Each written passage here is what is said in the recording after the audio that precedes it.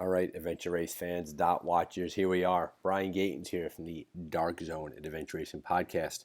Flash episode number 2 coming to you about the Adventure Racing World Series Championship being held in South Africa. I want to thank Stephanie Ross, Brent Freedland, and Jason Magness for joining us. Jeff O'Connor in the background, Adventure Racing Insider, for doing our audio and our video. This is the audio version of our Facebook Live. If you've been following the race, you could easily follow along here. A lot of good discussion. But there is a lot of discussion about the video component. So jump over to Facebook Live to watch that recording. But all the good stuff is here. This was recorded just as we are starting to wind down the race. Swedish Armed Forces was out in the lead, having a tough time finding a checkpoint. But a lot of great discussion here. We are glad that you are here. Thanks for being listeners. Check us out at www.ardarkzone.com for our full listing. So glad we could do this for the adventure racing community. Enjoy this episode and be safe. Welcome, Internet, Facebook fans, dot watching fans, everybody out there around the world. This is Brian Gatens of the Dark Zone Adventure Racing Podcast, coming to you with a second flash episode from the Adventure Racing World Series. With us, joining us right now, we have on our panel Stephanie Ross, Brent Freedland, and Jason Magness. In the background, running all of our audio and visual and bringing up all of our diagrams and maps is Jeff O'Connor of Adventure Racing Insider. Hello. It is a hello, Jeff. It is a rip-roaring race out there in South Africa right now. For those of you watching closely, Swedish Armed Forces is closing in on the win, but there's a lot of drama going on out there, a lot happening out there on the course. We're going to talk a bit about it. As we do, we're going to give some attention to our front of the race leaders and then our mid-packers and our backpackers. And we have 3 experienced adventure racers on the call tonight. Thank you all for being here. Jason, I'm going to pop it over to you first this time because Brent let us off last time. Jason, where are we sitting right now at the race in terms of the race leaders and what's going on at the front? Yeah, it took a while, but Swedish Armed Forces has opened up a pretty sizable lead. Nothing like we've seen in the past with Avaya, but they have a commanding lead. They're the only ones on the last leg. We just got word that they're really struggling to find, I think, CP71. I guess there's a windstorm. There's blowing sand everywhere, and they're in the sand dunes. They don't know it, but they have a 7-hour lead because they were able to push through the penultimate stage, the mountain bike, through the night and keep a good pace. And the teams behind them kind of fell apart. Like basically everybody's falling apart. The Swedes are just obviously holding it together better. And if they don't panic, it's clearly their race to lose now. So I don't expect they could sleep for 6 hours, wait till daylight, and still win this race. So that's what I expect to happen. But man, behind them, it's anybody's game. I mean, every time I get close to figuring out who I think the top 5 are going to be, something happens. Now the most recent announcement that the French team, currently sitting in second place, they missed a checkpoint early on the bike. And they thought they found it. They took a picture. They thought the CP wasn't there, and every other team found it. It was a windmill, and they didn't take a picture of a windmill. That's a tough blow. I don't know if anybody has confirmed the ranking now, but it does open up a lot for the teams chasing them behind them. So. Yeah, for those of you who are watching home right now, if you go to Adventure Racing World Series webpage, they're doing great updates. Every 15, 20 minutes, they're updating it. And right now they're showing Swedish Armed Forces stumbling around on an open sand dune. So enthralling race that we're capturing from across the world. Agreed. Shocking turn of events for our French team, the 400. The fact that so early in the race, they missed such a huge checkpoint. And I'm sure there'll be a lot more discussion about that. And then right behind them, we have Estonia, who is still hanging out there. They look fighting to get on the podium. Vitterate, who's all the way in the back. And then they slept in a farmhouse, taking a penalty, and they're pounding ahead there. Your team, Ben Racing, still out there slugging away at it. Brazil Multisport, so many different teams. Brent, what's your take right now?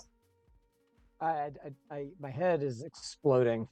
Seriously, it's been the last 24, 36 hours. I mean, to some degree, I think all of us that have been watching this sport for a long time saw some of this coming, right? Like, we could see Vitterate just recharging for 10 hours. And, Brazil Multisport too, right? Like, Brazil has just stormed back and, goes from being, 10th-ish to being in the mix for the podium, like depending on what happens with 400. And they'll probably finish fourth or fifth would be my thinking, but you never know at this point.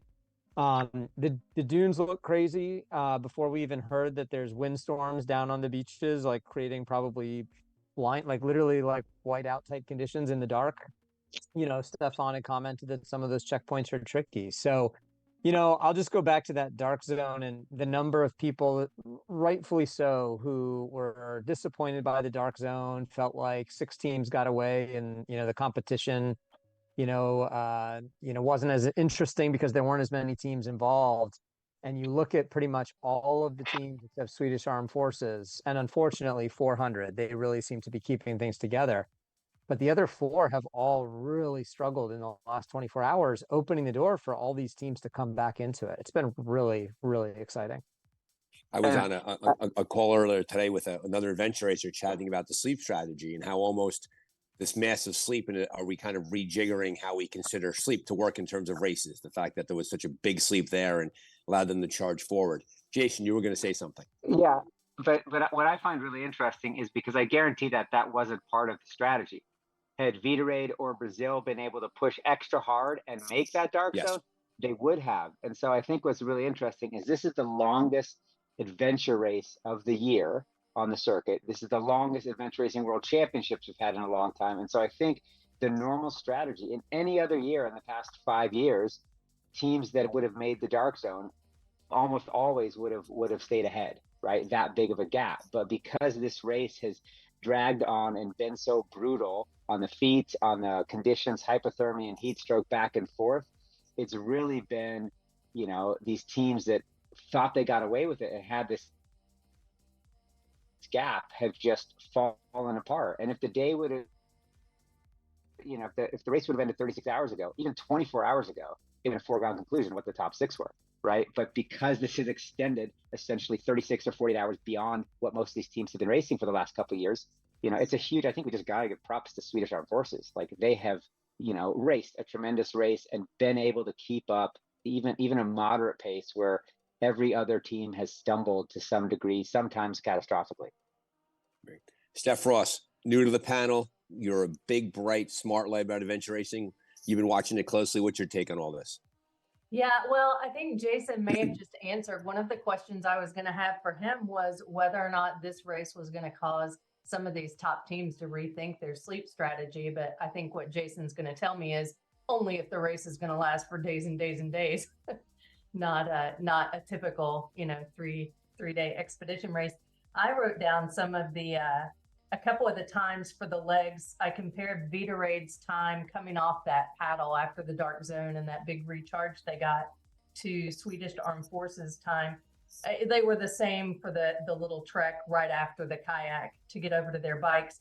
For that next big bike leg after that kayak, or after the paddle, Vitorade's time from transition area 6 to transition area 7 on that bike was 13 hours and 50 minutes. Swedish Armed Forces was 18 hours and 49 minutes. Now, clearly, that includes a sleep time, right?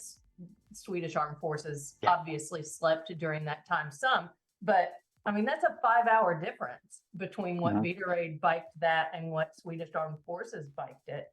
And then the next trek, that huge trek from T7 to T8, Vitorade did in 15 hours and 17 minutes. Safet did in 16 hours and 33 minutes. So there's an hour and 16 minutes that Vitorade did that trek faster than the team that apparently is going to win it. So yeah, I think the extra sleep clearly is has allowed them to just come roaring back speed wise. It's been amazing to watch. I'm curious too in regards to we're crediting the sleep right now as playing a major role, and I think we all agree that that's there. I'm also curious about what the other teams too. Some other teams did sleep, teams didn't sleep. Are there other factors? Nutrition, feet, all of that. I mean, some of the pictures coming out of, we all see gnarly feet during adventure races, right? We've seen them, we've even had them ourselves. And clearly there's a tough, big, strong course out there. We saw one team before was talking about, Safet was talking about the mountain biking and how they're getting rattled off the bike. They had to stop and fix their map cases. And I think it's a situation where the hard pack, it's mud, and then it freezes overnight. It turns into rocky, and then it goes back to being mud. So we're seeing a lot of that. Brent, as you're looking at the track and you're seeing here, as we talk about the our top 10 here and how it's all rejiggered, it's upside, it's down here. Who's going to sneak in there? Are we looking at a Fear of Youth coming on strong? We've mentioned Vitarade, Brazil Multisport. I mean, excuse my French, Exponential Soulraid, right? Team number 75 is dancing around there. How do you see that final 10 kind of shaking out? And then what I want to do, I want to push towards the middle of the pack and the back of the pack. But how do you see it breaking out? Yeah, I mean, so if I'm just, I haven't been looking too much around the 10 spot lately. I've been looking kind of front and back, but obviously barring some kind of unbelievable catastrophe, we've got Swedish Armed Forces finishing first.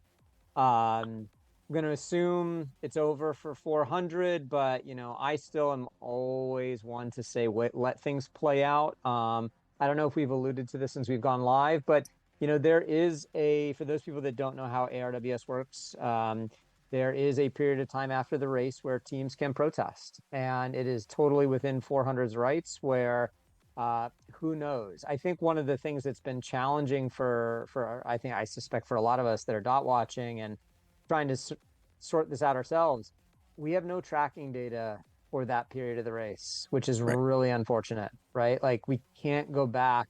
As far as I can tell, if someone's figured it out, let me know. But I've tried to go to my history and pull up the old tracking link. That doesn't seem to work. I can't see what happened in those first 36 hours to really look closely at what they did. So, I don't know if the race directors have that ability either. I hope they do, but I really don't know since they had to, switch over their tracking platform.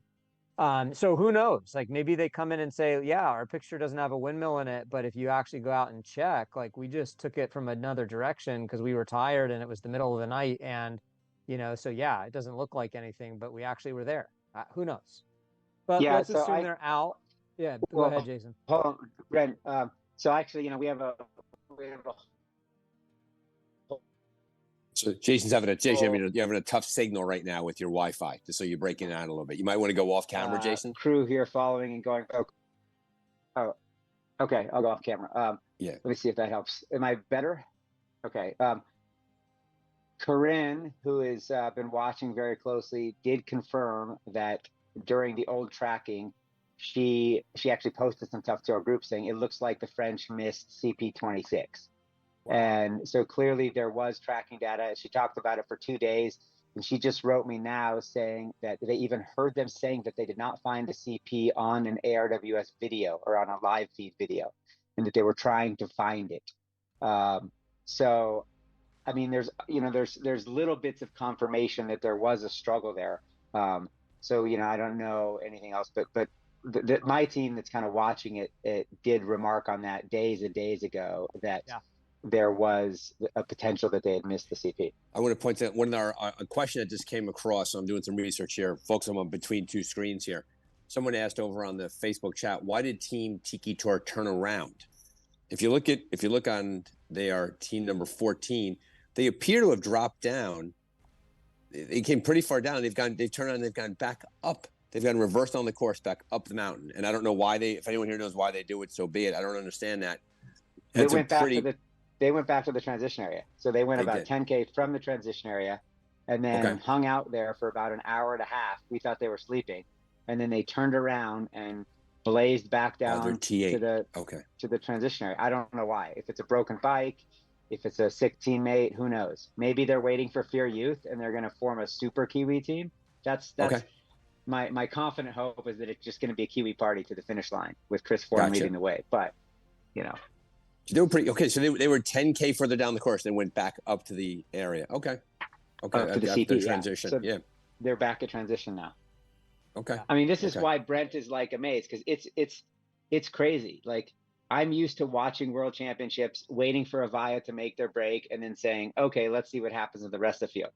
And now we're not seeing that. Like it's been so fun and like hair pulling. I'm rooting for Ben Racing and they're falling apart. Clearly something is going on within that team and a number of other teams that are now getting lost in the top 10. It's anybody's game. And, it's easy to sit here drinking coffee and getting good night's sleep and wondering what the heck they're doing. Yeah. But what are they doing out there? It's just a really long race. And I think it's a little bit more physical, less navigation, and it's just beating some of the best teams in the world up. Gotcha. And of course, Fear Youth, right? Still dancing around the top 10. Yep. Right. Holy cow. Yeah. Total of 76 years old, the four of them. Right. But we'll see, right? But what were you going to say, Brent? Well, yeah, I mean, I was just going to echo what Jason was just saying. You watch a normal ARWC and, Jason was saying this 24, 48 hours ago, absolutely rightfully so, as we were rooting for Ben to make a move up into that top 5, that someone was going to blow up, because someone always blows up. But normally, right, Avaya finishes off the race and you've got the next 10 elite teams of the world, and maybe 1 or 2 of them will kind of blow up or do something silly. It feels like everyone has done that, right? Really with the exception of Vita Raid and Brazil, but everyone else has had these massive struggles. And even like a Tiki Tour, who you could argue, I mean, I said this online earlier today, I think Tiki Tour in some ways has had the best race of anybody once they kind of got themselves moving as a 3-person team. Now all of a sudden something's up with them. So who knows? Yeah. Yeah. Look at and there's a bring up Fear Youth. Estonia. Go ahead, Steph. Go ahead. Yeah, I was just gonna say we've talked about the navigation, and I've seen some talk on Facebook about the navigation not being very technical, and someone even mentioned like Which, by the way, everyone going Stephanie, I same apologize. route. Stephanie, real quickly, Stephanie, that is the most Facebook comment ever. That somebody sitting at home is like, something, it looks kind of easy. I just want to say again, Stephanie, I'm sorry, I don't want to interrupt. Just want to, say that that's say absurd. that when I looked at the maps for U.S. Nationals this year, just looking at the maps, I was like, yeah, this looks kind of straightforward. But, it's a whole different ballgame when you get on the ground. Anyone who raced Nationals will appreciate that comment. But I have been impressed with the amount of different routes taken by the top teams on these trekking legs. And then on the bike leg, right, Estonia has been in this race in the top 3 this entire race, and look at what happened to them. CP 64 to 65, that's a bike CP. Their bike route from CP 64 to 65, their split for that leg was 10 for that, between those 2 points, 10 hours and 21 minutes. Again, undoubtedly that includes a sleep. If you look at their times at their last several CPs and TAs before that, they clearly had not slept. So that includes a sleep. But compare that to the times between 64 and 65. Saffet had 4 hours and 40 minutes. 400 had 5 hours and 10 minutes. Vita Raid had 5.5 hours. So 4.5 to 5.5 hours for what are now the top few teams. Estonia had 10 hours and 21 minutes. I mean, that's a route choice issue, right? And if those who listen to the pre-race briefing given by Stefan on the Dark Zone, he talked about CP65 as being hard to find. And when I asked him why, he says, because it's hard to find. So exactly that clearly there's something he knew in advance that was going to be a tough CP for them to come across right there. And you're right, there was a sleep built in there, but for the most part, this is clearly teams are coming apart at the seams a little bit, which is, it's fascinating. And to your point, Jason, usually by now it's like, oh, look, there's Avaya and everybody else behind them. And while Swedish Armed Forces is clearly in command, there's such a race behind them that's going on right there. I want to push a bit towards into the other members of the field, right? Because it's easy for the top 10 to kind of pull up all the energy. And Brent, I want you to fact check me on this. I've gone into the tracker and I'm looking at the mixed teams of 4 who are still on the tracker as being full course teams still. And I have team Visit Penticton, who we just love, right? Natalie Long is affiliated with them, great racers. They just appear to be having a heck of a time. They are at the tail end, Lanterne Rouge. And am I reading that wrong? Is the tracker throwing me off? So I believe so. Okay. I have not. Definitely. Yes. So actually, I was messaging via Facebook conversations with Natalie overnight last night, going back to yesterday evening. Their tracker crapped out a long while ago. Good. Okay, good. And she had been confirming with me that they are on the bike ride, and that was at the beginning of today. So I don't know where they are now. Gotcha. Okay. I think a few teams we've seen their trackers start to. I don't know if they're running out of juice or what. But that's typical, right? For people that don't know adventure racing or are new to this sport. It is not unusual, especially in a 7-day race, for trackers to run out of batteries or a few of them go bad. With this many trackers, just law of averages, a few of them are going to turn off. You do the best you can as a race director to get them going again.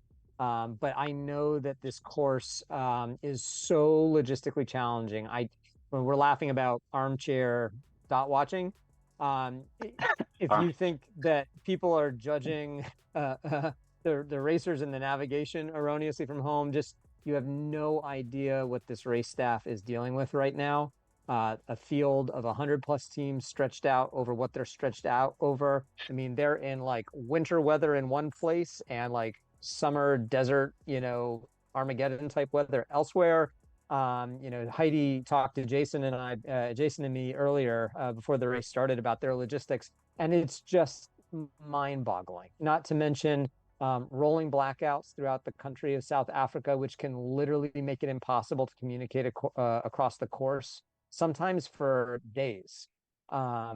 And teams are struggling. Like, I know they're having to help teams out that have kind of gotten themselves into a position where they need some assistance. So there's so much going on out there.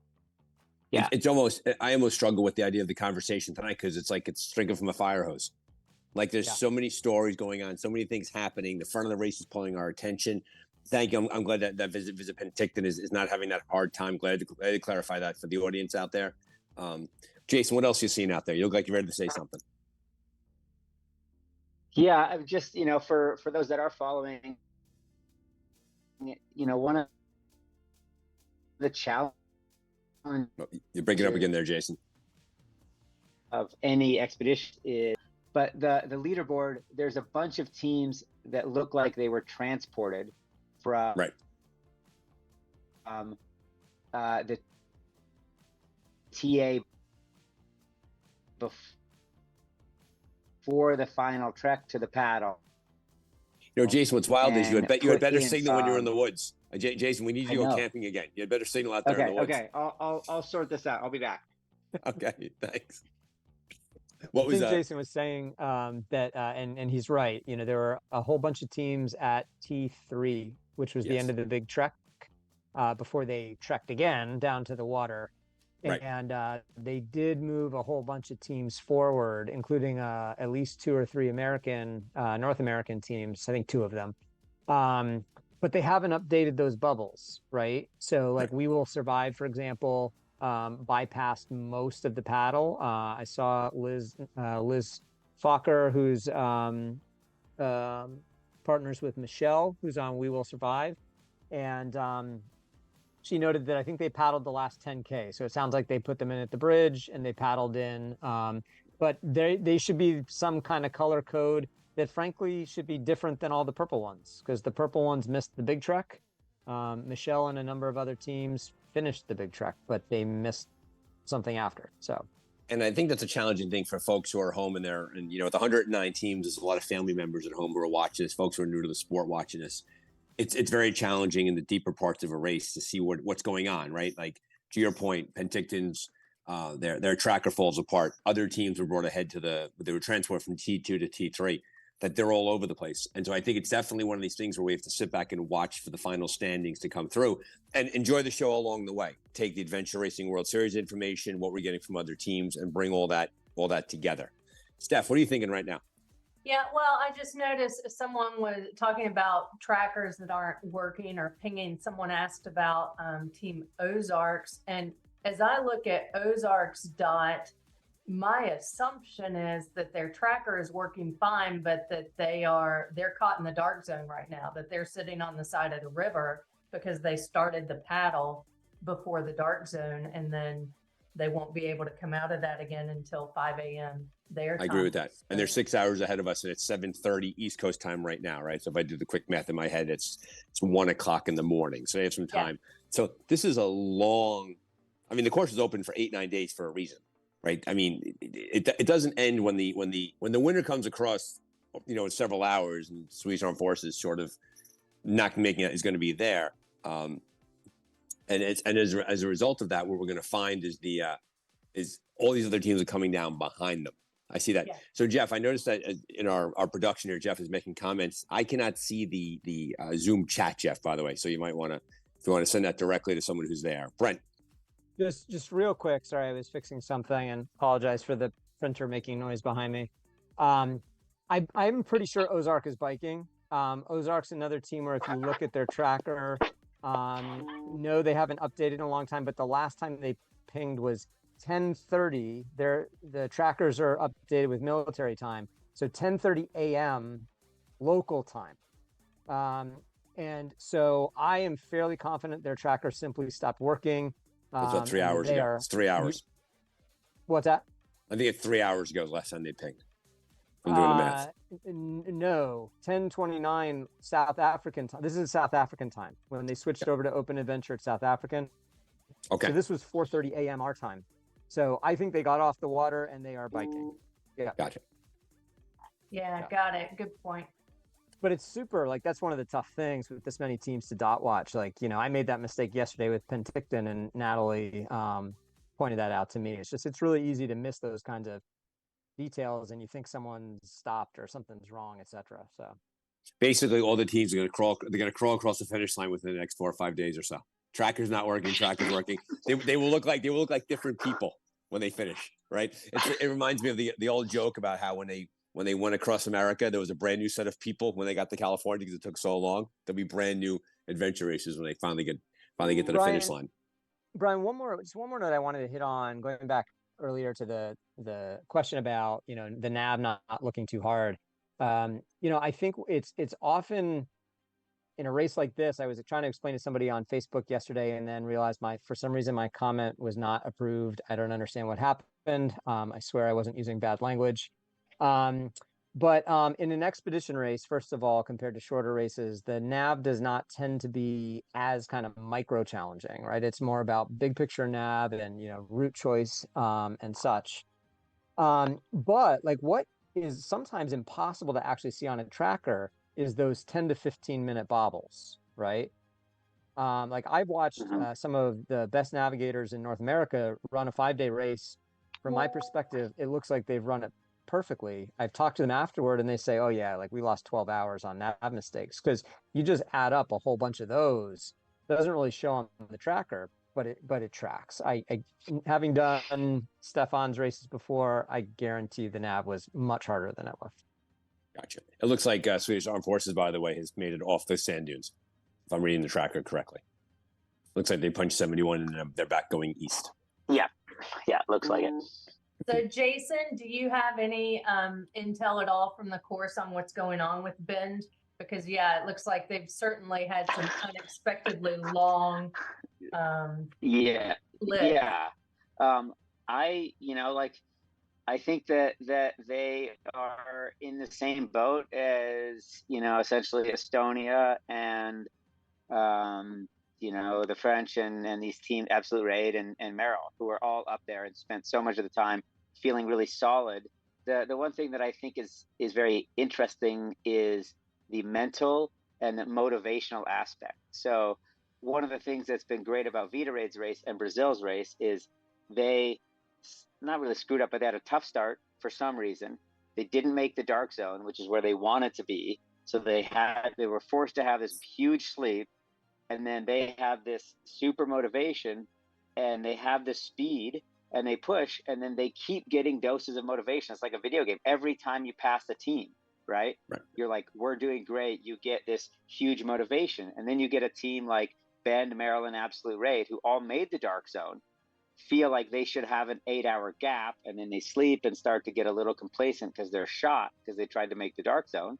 And then when they get past, like mentally, it doesn't matter who you are, somebody on your team takes a blow there. And at this point in the race, every little mental blow lessens your ability to push hard and push fast. And it's no discredit to them, but it is just a reality. We've seen it happen with Estonia, basically every world championship for the last 3 years, right? They get to a point and then they were leading the Swedes for a while, back and forth, and then the Swedes pass them, get out of the TA, and then they just really struggle. Sleep deprivation, motivation. So I think we're seeing also, Vita Raid, like hopefully, for Vita Raid, it's going to be important that they actually catch up and pass somebody else, because they're also playing that sleep deprivation window pretty heavily. And so it's really cool to see the French, who are just out there in 4th place. It was Absolute Raid, right?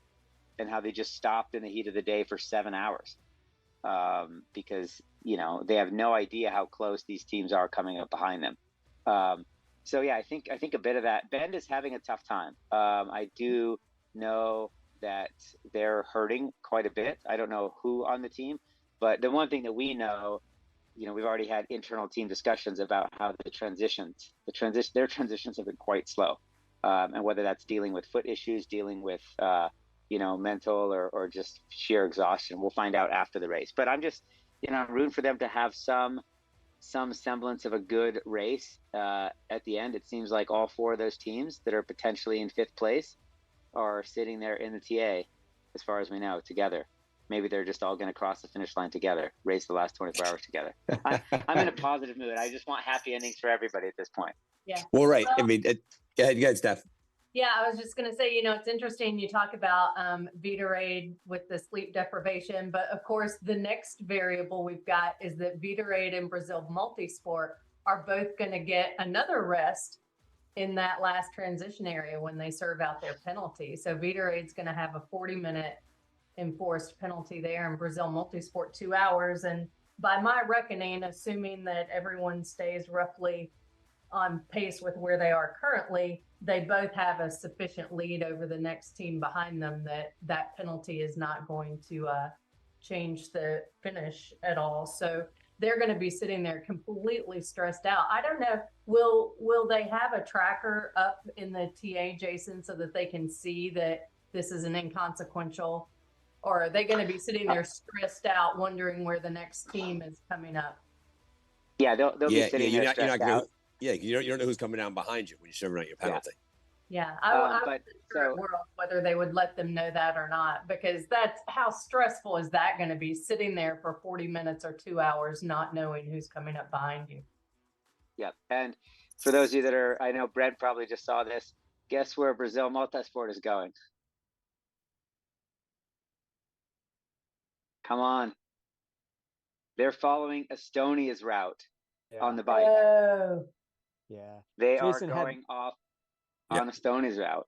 So the nice thing is that will actually tell us if it was a horrible route or if Estonia was just totally shattered and they fell apart. Because I mean, if Brazil does that in the same amount of time it took the Swedes or Vitorade to move around the other side, like maybe it's not that bad of a route choice. So it'll be interesting. It'll at least give us some more information to analyze.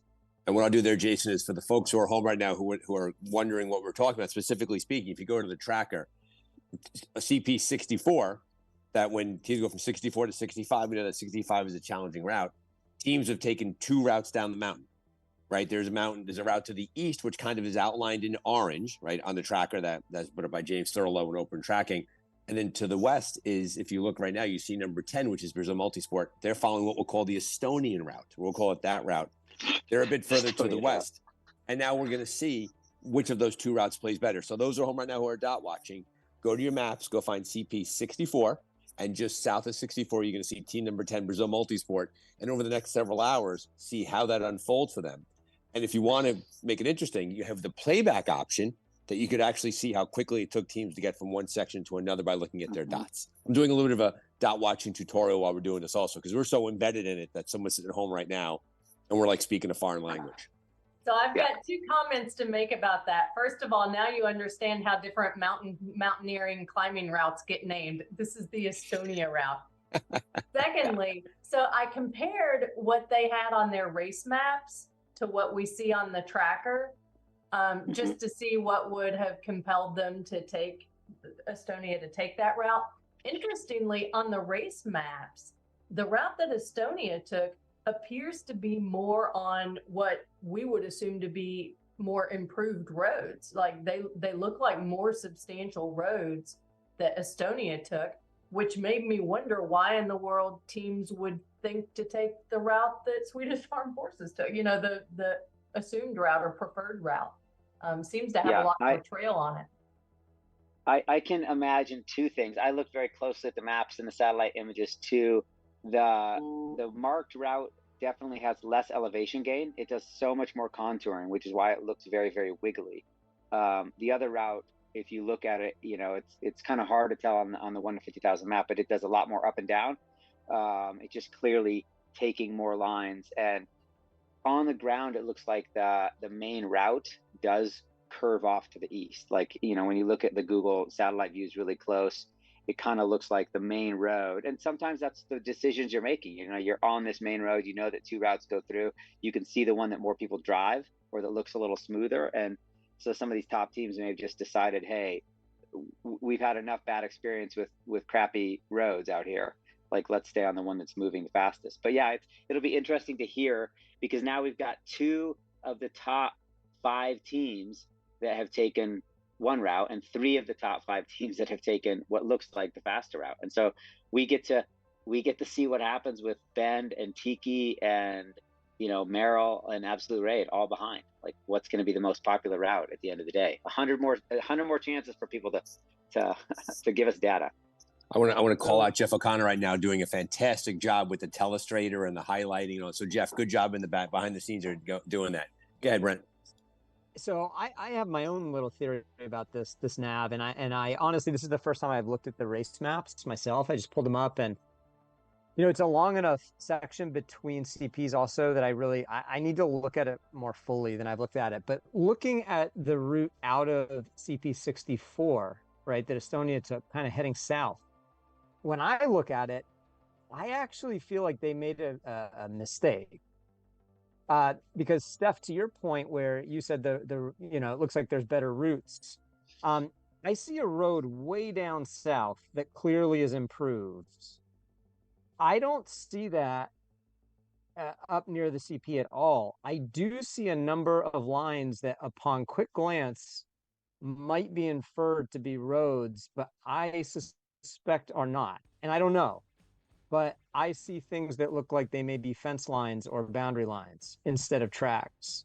And if that's what they are, I think a team could make a mistake, especially if they're tired, by heading south thinking they're going to get better roads. What I see is dashed tracks for a long way south and then swinging a fair ways back west. And so I think you're better off continuing east upon the mapped route.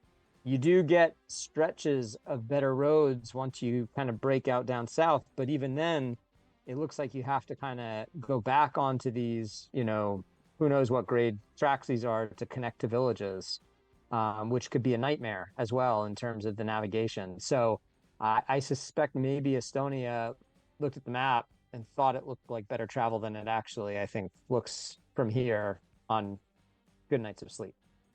So from a perspective, there's a multi-sport, but they have a pretty good cushion from the teams behind them. Am I correct? I'm trying to see who's coming down behind them.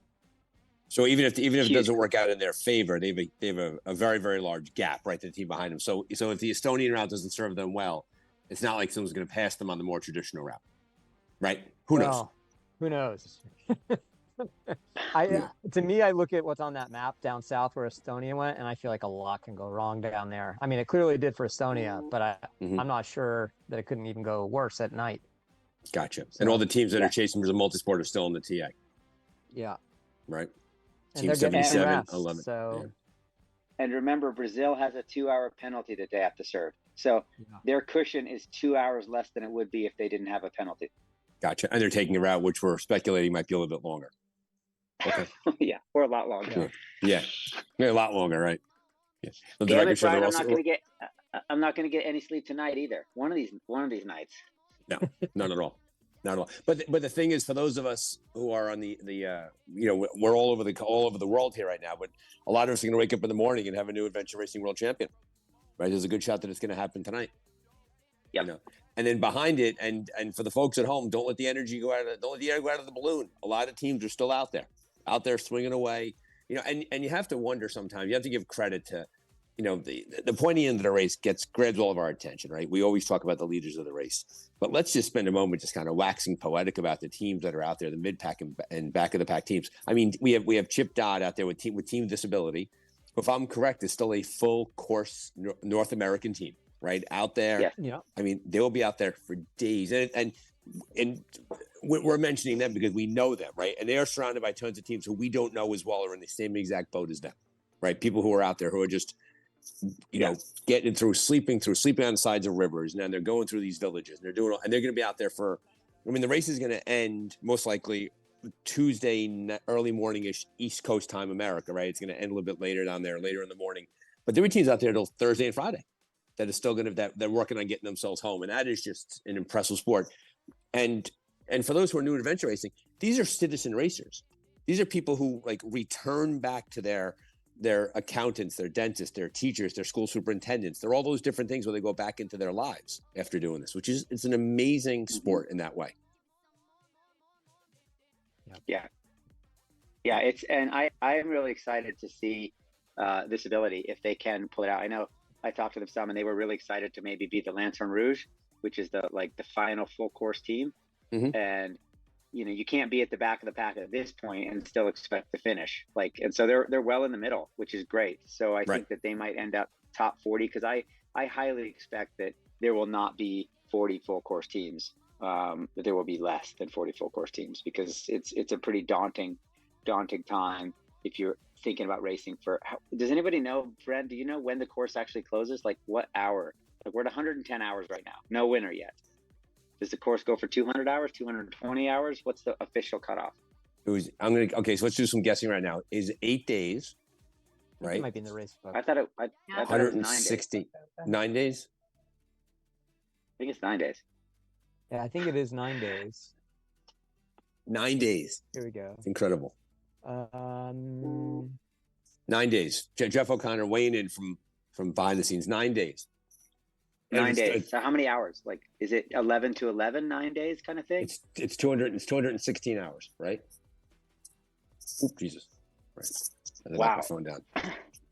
So there, and we know that there's some cutoffs coming up, right? So there's I think that what's going to break teams, if I was racing in the middle of the pack or the back of the pack, what would break me is finishing this massive bike ride, getting there after 1 p.m. on Wednesday, because that is the cutoff, after which 1 p.m. on Wednesday, you have to get right back on your bike and bike another 160 kilometers to the final trek. And if you're too slow on that, you have to bike all the way to the finish line. So you might as well be doing Race Across America, where you just bike across America on your bike the whole time. Except the roads are a lot better here. So, I just imagine that teams that do not make that cutoff might lose the will. I'm going to be really impressed with teams that actually, that will undoubtedly be the longest bike ride in adventure racing history.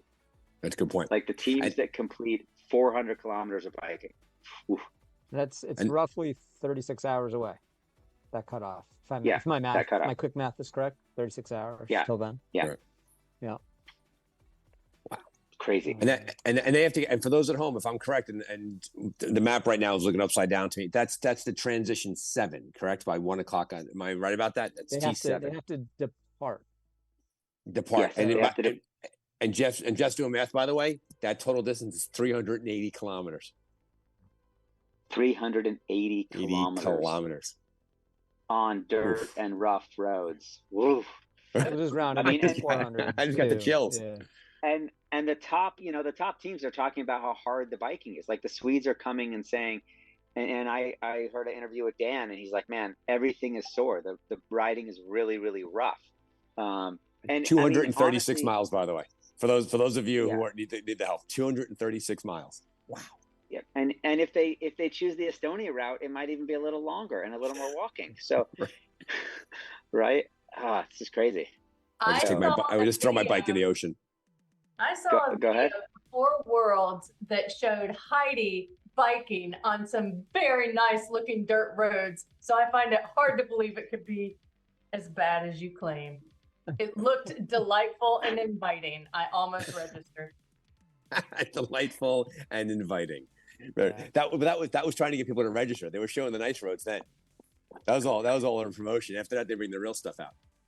Okay, and I'm gonna send something to AR Insider, because I just got somebody sent me a link to the video with the French talking live, or it used to be live, about the missing CP. So who should I send that to? AR Live? No. What's your Adventure Racing Insider. Sorry, I'll just do this in the background. So do we have any intel on Fear Youth?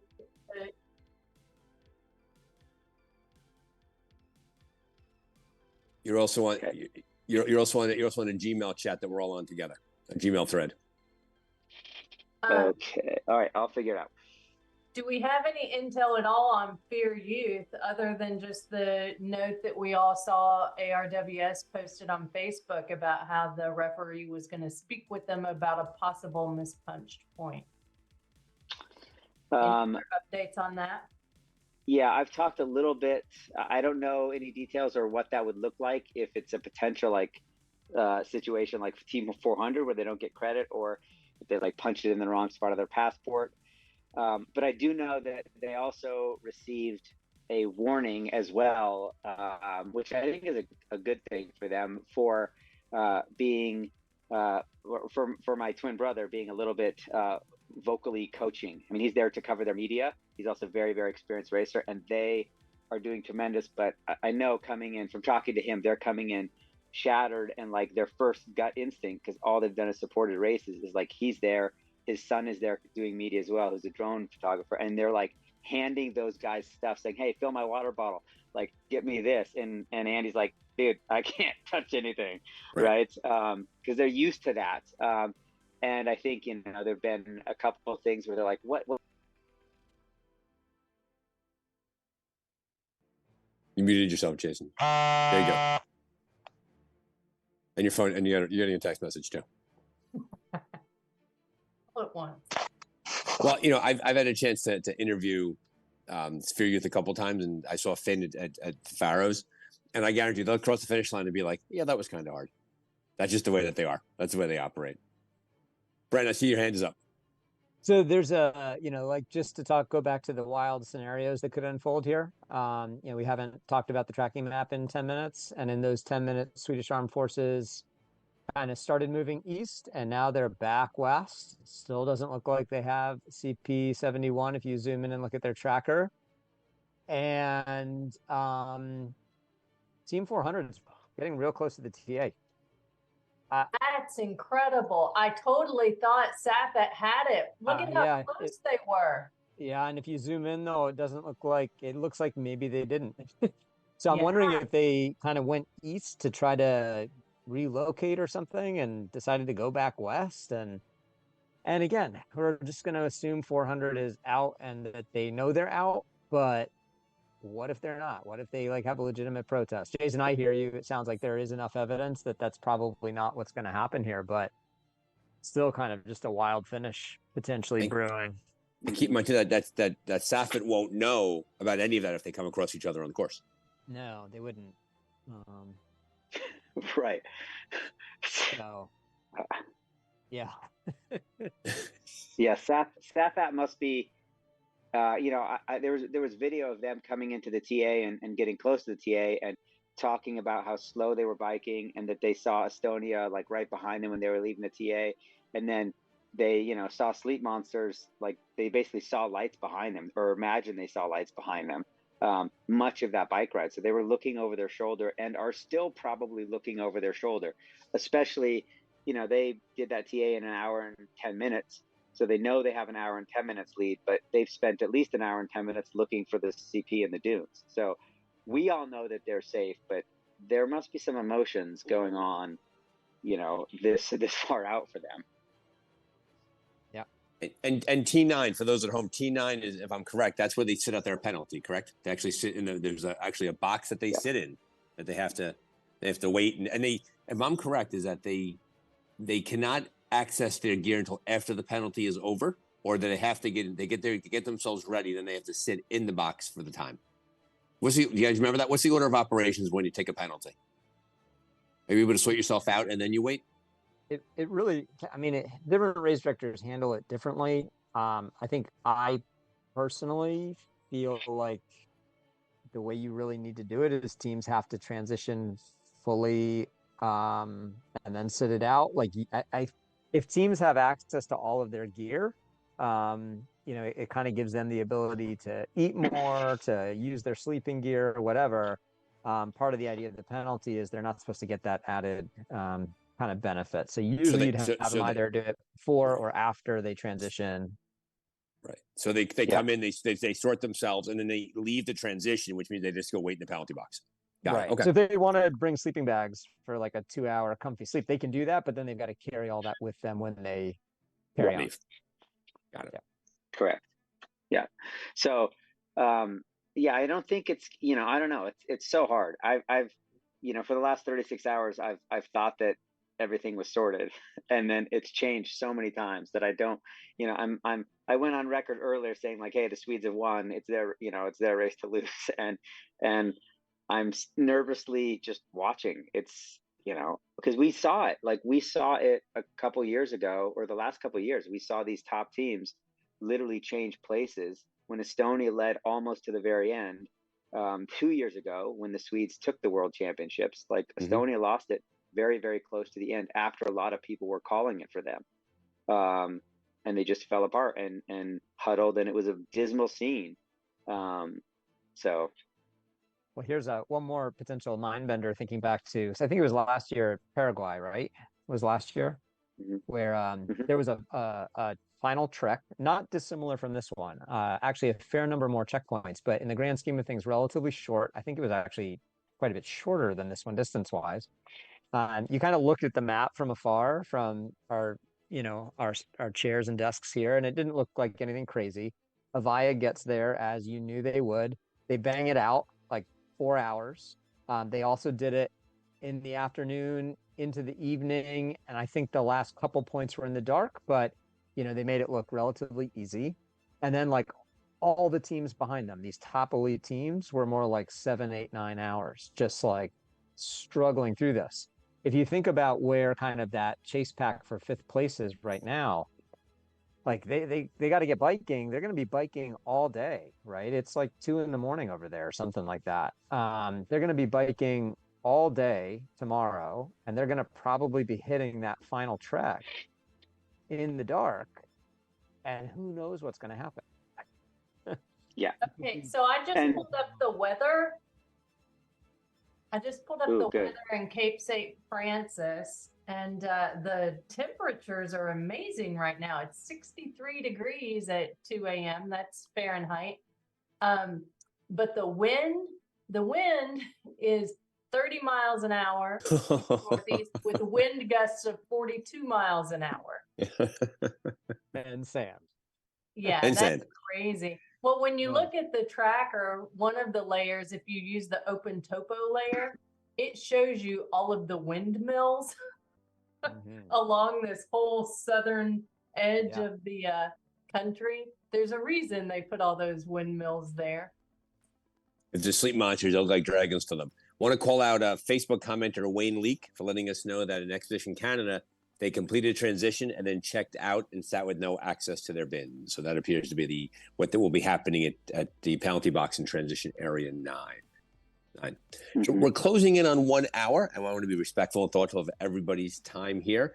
Before we go to the final thoughts and comments, I do want to there are people who are new to adventure racing who are watching right now. In a moment, we're going to go over to Jeff, who's going to show the 400 team video. But I do want you all to mention who you are and where you come from in terms of we all think we all know each other adventure racing. But Stephanie, starting with you, what's your race organization? Where are you located out of? What races do you help support? Yeah, so my race organization is Flying Squirrel Adventures, and I now only put on one race per year, which is the Unbridled Women Adventure Race. And it's a very beginner-friendly 6-hour women-only adventure race outside of Louisville, Kentucky. My primary role now is with the USARA and helping with nationals and making that race happen each year. Goodness, Stephanie, thank you for being here. Brent, who are you? Where are you from? Yeah, my name is Brent Freedland, and I'm from Philadelphia here in Pennsylvania in the States. And I am the co-captain and co-founder of Rootstock Racing with my wife, Abby. And so, yeah, we race kind of all over here and travel internationally when we can. We direct a bunch of races through Rootstock Racing. And, one of those races is the Endless Mountains Adventure Race, which is one of the dozen or so World Series qualifying events.